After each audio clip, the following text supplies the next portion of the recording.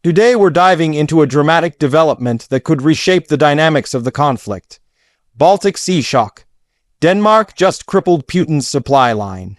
This is a high-stakes event, bringing maritime, strategic, and geopolitical elements into sharp focus. In this video, we'll unpack exactly what happened, how Denmark executed such a move, what it means for Putin's war machine, and how this could ripple across Europe and beyond. The Baltic Sea has long been a theater of strategic importance.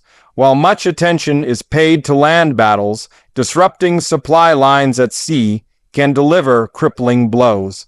If Denmark has indeed managed to severely hamper Russian logistics, the consequences could cascade through Russia's ability to sustain operations, particularly in regions where overland routes are stretched or contested. Denmark's position is geographically pivotal. It anchors access to the Baltic Sea for NATO members and controls key choke points. For decades, Copenhagen has invested in maritime surveillance, naval capabilities, and intelligence cooperation with its allies. But doing something that inflicts tangible damage on Russia's supply chains, especially in wartime, requires precision, intelligence, risk appetite, and coordination. So, what exactly did Denmark do? Available reports indicate that Denmark, working alongside Allied intelligence, executed operations targeting Russian maritime supply routes, including monitoring, intercepting, and potentially disabling certain logistical vessels, the goal to choke off the flow of material, fuel, ammunition, spare parts that Russia needs to maintain its offensive capacity in Ukraine and elsewhere. Let's step through the mechanics. First, intelligence holes had to be filled. Denmark and its allies presumably tracked shipping manifests, EYE's automatic identification system, data, satellite imagery, and signals intelligence to identify Russian supply ships and their routes. Once identified, specific vessels became targets for interdiction, surveillance, or disabling actions. Second, the naval and maritime enforcement capability had to be ready.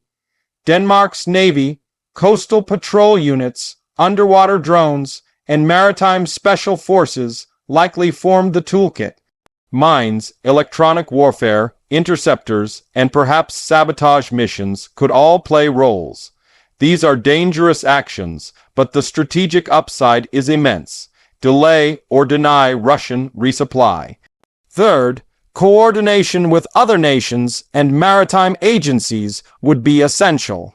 In a sea as crowded and politically sensitive as the Baltic, Danish operations would need deconfliction with NATO allies, air and naval reconnaissance support, and legal cover to avoid escalation beyond control. Fourth, follow-up actions, tracking, assessment, and reinforcement are crucial. Once a supply ship is damaged or intercepted, intelligence must verify the impact, cargo lost, whether the vessel is out of action, delays incurred. They must also anticipate Russian countermeasures, rerouting through safer but longer corridors, increasing escort or security, or even retaliatory action. The effect on Russian supply lines can be profound.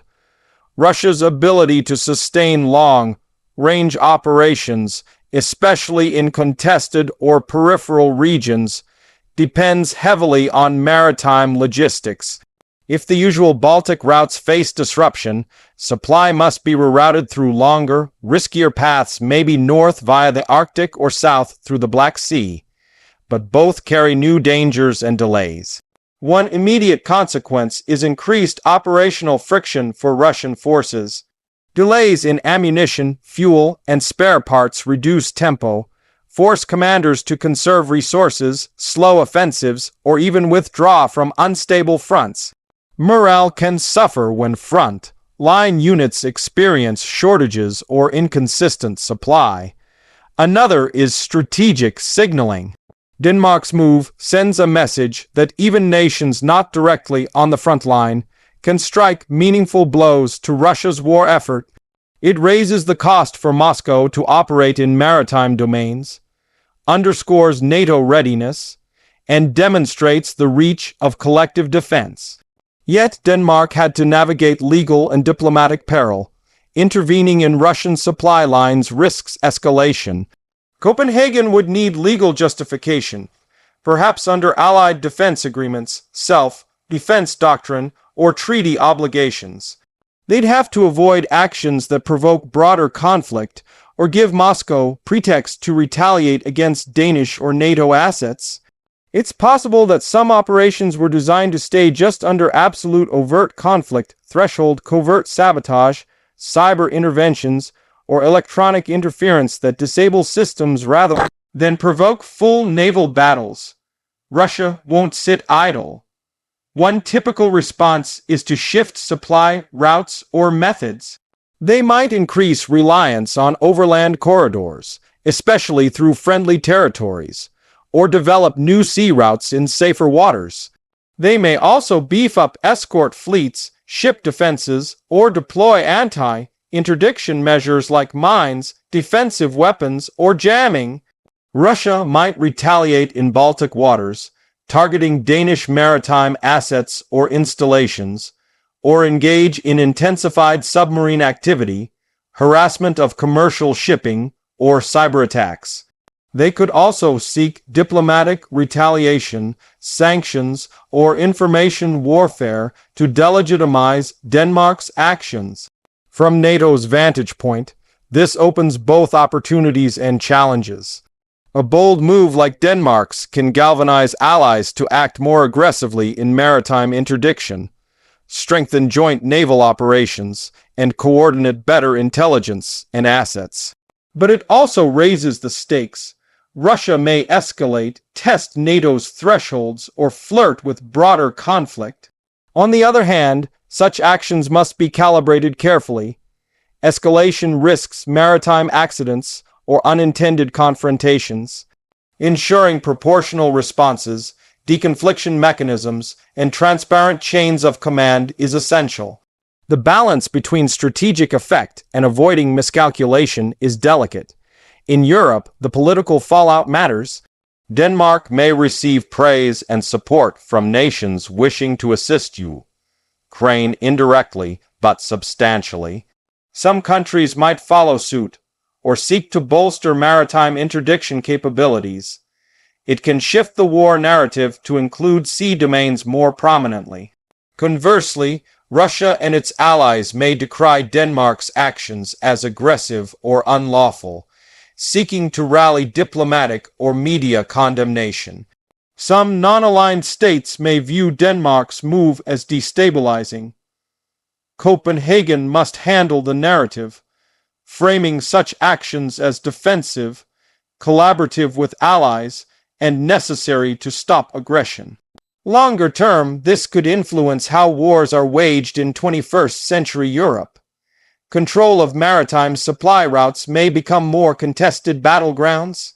States with strong navies, intelligence, and readiness may carry outsized influence, even if they do not deploy troops on front lines. Denmark's role, as a relatively small country wielding strategic geography, could grow in prominence. It also challenges Russia's assumptions. Moscow may have counted on certain sea lanes being relatively secure. Now they'll have to reassess vulnerability. Russian naval and maritime logistics doctrine might shift, investing more in protection, redundancy, and strategic concealment. They may stage more defensive postures at naval choke points, or increase surveillance around supply routes. For Ukraine, the impact is potentially significant. If Russian resupply gets choked, their ability to sustain pressure on multiple fronts, Donbas, Kherson, or southern coastal regions, can weaken. That gives defenders breathing space, ability to launch counteroffensives, reorganize reserves, and exploit Russian logistical stress points. But there's a cautionary side. Russia may retaliate elsewhere, targeting NATO supply lines, striking civilian maritime infrastructure, or escalating in other theaters to divert attention. Europe and NATO must be vigilant, prepared diplomatically and militarily to contain wider spillover. In assessing Denmark's success, it's crucial to watch real metrics. How many supply ships delayed or disabled, how much cargo lost, how long rerouted delays are, and whether Russian forces cited as constraining. Also watching Russian counters new routes, defensive bill, doubts, or even direct reprisals. Furthermore, media and intelligence claims must be verified independently. In wartime, narratives often exaggerate successes. Verification through satellite imagery, shipping data, open-source intelligence, and third-party observers will reveal the true scale of damage. Another dimension, economic and energy logistics. Some supplies might be dual-use or civilian in appearance. Disrupting maritime logistics can affect commercial shipping, insurance rates, rerouting costs, and coastal economies. Denmark and allies must manage collateral impact ensuring civilian shipping isn't unduly harmed, that neutrality laws are respected, and that regional trade doesn't suffer catastrophe. Also, Denmark's political domestic calculus matters. Bold military interventions carry risk. The Danish government must balance public support, coalition stability, and the risk of escalation. They must be confident in legal cover, international backing, and stop defenses in case of Russian reprisals. International law is a dense field here. Maritime interdiction, blockade, seizure, or sabotage must navigate UNCLOS, the law of the sea, and wartime conventions. Denmark must avoid actions classed as piracy or aggression. Most likely, they are framing operations as supporting collective defense or responding to an ongoing illegal war by Russia, justifying proxy intervention under Allied frameworks. Public messaging also matters. Denmark and NATO will want to shape the narrative. This is not a gratuitous attack, but a measured attempt to interdict supplies used to sustain aggression. Transparency, selective disclosure, and strategic leaks can help shape international opinion favorably. Allied cooperation is critical. Denmark likely did not act entirely alone. Information sharing, intelligence pipelines, naval coordination, and contingency support from NATO or EU partners are probably in play behind the scenes. Such joint effort reduces individual risk and amplifies the operational footprint. On the flip side, Russia may seek to exploit divisions among NATO members, point to escalation risks, or pressure countries reluctant to engage in maritime interdiction. Copenhagen must manage alliances, reassure hesitant states, and stay unified to avoid fracturing support. We should also consider the symbolic power. A relatively small country stepping boldly into strategic interdiction can shake narratives of who can fight effectively in modern conflict. It may inspire other mid-sized states to invest more in specialized maritime or asymmetric warfare capabilities. Looking ahead, tension will concentrate in Baltic Sea areas, sea lanes, choke points, straits, naval zones, even undersea infrastructure like cables or pipelines. Denmark and allies may intensify patrols, intelligence gathering, and rapid reaction capacity to exploit further opportunities or counter Russian moves. Russia may respond with more aggressive naval posturing, submarine harassment, mine-laying, coastal missile deployment, harassment of civilian shipping, or increased intelligence operations near Danish waters that raises the risk of direct confrontations or incidents. NATO must be ready for escalation control, maritime rules of engagement, and crisis management. It's possible we'll see Russia accelerating investment in stealth, unmanned underwater drones, protected convoys, decoy ships, or electronic jamming to shield supply lines. They might also try to sacrifice less critical supply ships or route less vital material through risky paths to conserve main lines. Another scenario, Russia might try to retaliate beyond the Baltic, targeting Danish or Allied shipping in other seas, using asymmetric strikes like cyber attacks, missile strikes on ports, or Disruption of maritime infrastructure. The broader NATO alliance must be ready to absorb or deter blowback. Public and media perception will be contested.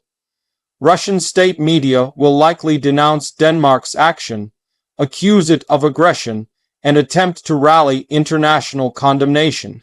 Denmark/NATO must counter with clear evidence, legal rationale, and moral framing. In summary, Denmark's alleged crippling of Russia's Baltic supply line is a bold, high-stakes move. If executed well, it can place serious pressure on Russia's logistics, slow its operations, and shift maritime domains into sharper focus. But it carries risks of retaliation, escalation, legal blowback, and miscalculation. Close monitoring of metrics, verification, allied coordination, and escalation management will determine whether this becomes a turning moment or a provocative gambit. So stay tuned. Watch for shipping logs, satellite imagery, Russian countermeasures, and signals from NATO and Russia over coming days. If Denmark has indeed pulled off a successful maritime interdiction, this could mark a strategic pivot in how wars are fought in Europe's seas. Let me know your thoughts. Do you think Russia can rebound, or will this knock a hole in its supply lifeline?